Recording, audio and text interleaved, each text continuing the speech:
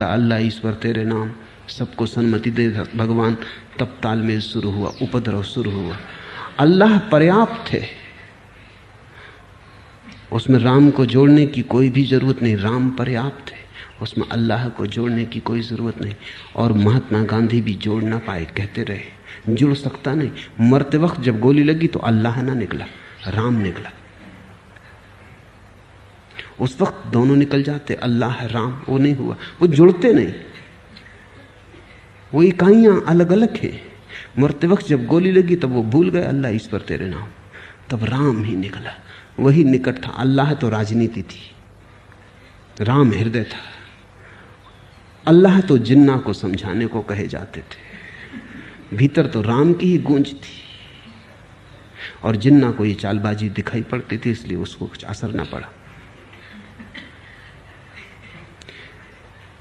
मेरे पास तुम तालमेल बिठाने की बात ही छोड़ दो।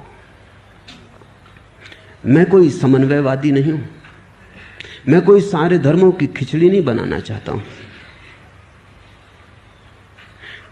प्रत्येक धर्म का भोजन अपने आप में परिपूर्ण है, वो तुम्हें पूरी तृप्ति देगा। जब मैं बुद्ध पे बोल रहा हूं, या जब मैं ईसा पे बोलता हूं, या महावीर पे बोलता हूं, तो मेरा प्रयोजन ये नहीं कि तुम इन सबको जोड़ लो।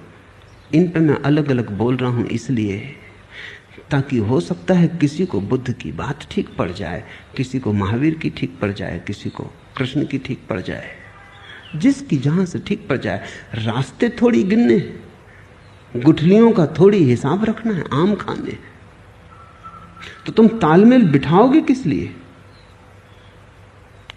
तुम्हें बुद्ध की बात जमती, फिक्र छोड़ो मेरी, कुछ लेना देना नहीं मुझसे।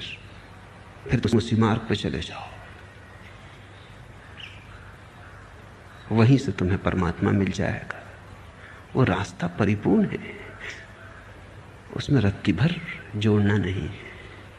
अगर तुम्हें बुद्ध की बात नहीं जमती, मेरी बात जमती, तो भूल जाओ सब बुद्धों को, क्योंकि उनकी याददाश्त भी बाधा बनेगी।